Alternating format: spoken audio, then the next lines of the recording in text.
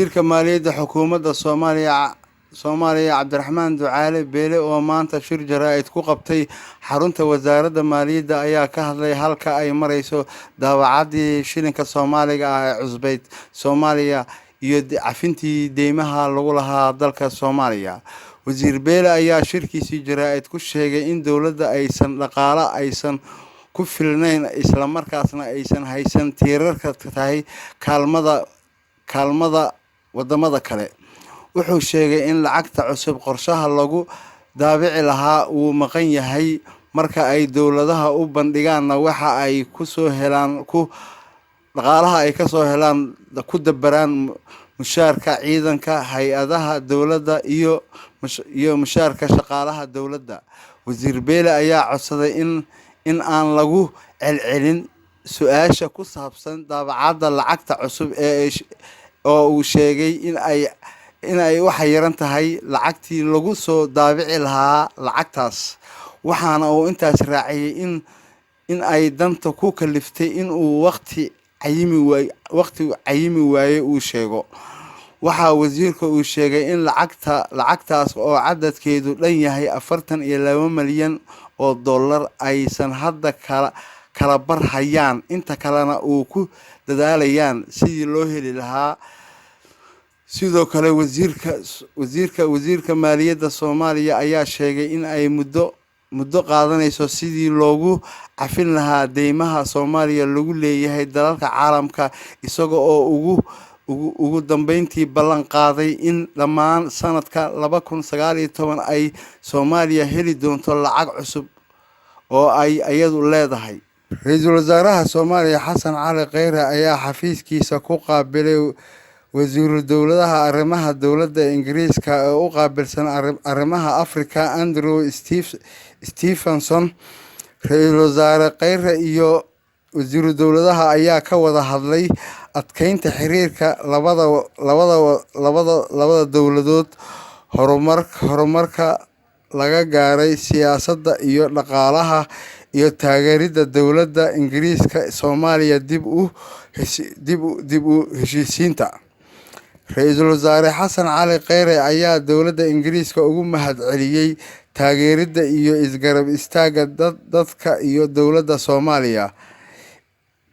Master Stephenson ayaa dowladda ku ammaanay guulaha ay ka gaartay dib u qaabaynta maaliyadda iyo siyaasadda, waxa uuna ku celiyay in dowladda Ingiriiska ay ka go'an tahay taageeridda dadaallada dib u habeynta, hagaajinta amniga iyo horumarinta.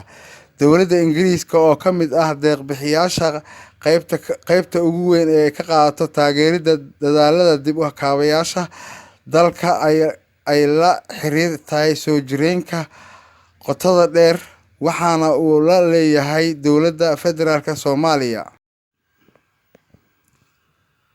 Rasaas xooggan oo noocyada gaadiidka iyo tan yaryar isugu jirta ayaa ka dhacday magaalada Laascaanood ee xarunta gobolka Sool kadib markii mudaharaadayaal rabshado wata ay ka dhaceen magaaladaas saacadihii la soo dhaafay.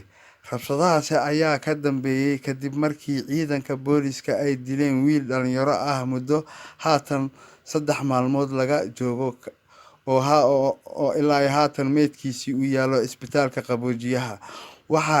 Waxaa aragnay gaadiid ciidan oo wadada maraya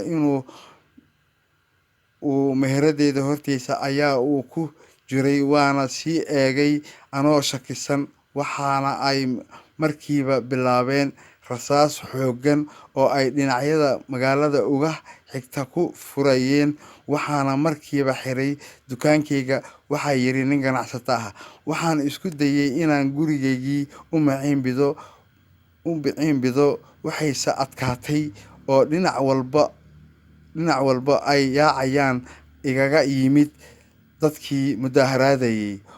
Xiriiryo badan oo aan la sameeyay ayaa noola sheegay in dhaawac la geeyay isbitaalka, balse aan weli caddayn maadaama ay weli socdaan iska horimaadkii u dhexeeyay dhalinyaro gadoosan iyo ciidanka booliska.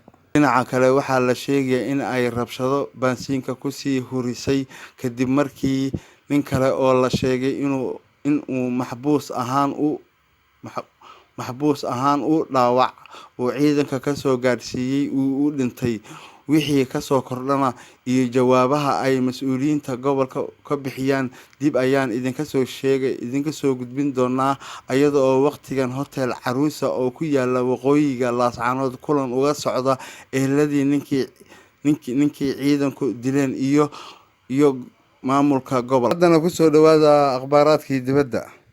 Dowladda Kenya ayaa ku guuleysatay matalaadii kursigii Afrika ee Golaha Ammaanka Qaramada Midoobay kadib markii ay codbixin ka dhacday magaalada Addis Ababa ee dalka Itoobiya. Dowladda Kenya ayaa ku guuleysatay kursigii Afrika ee Golaha Ammaanka Qaramada Midoobay sanadaha 2021 ilaa 2022 kadib markii ay ka guuleysatay dowladda Djibouti. Doorashada codbixinta ayaa ka dhacday dalka Itoobiya ee magaalada Addis Ababa ayaa dowladda Kenya waxa ay heshay cod 37 ah halka Djibouti ay heshay 13 cod.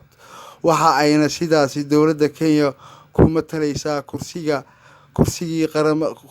kursigii banaanaa ee Golaha Ammaanka aan joogtada ahayn. Labada dowladood ee Kenya iyo Djibouti ayaa loolan adag u galay kursiga ka banaanaa Golaha Ammaanka Qaramada Midoobay, waxaana Kenya olole xooggan u gashay sidii ay kursigaasi ugu guuleysan lahayd.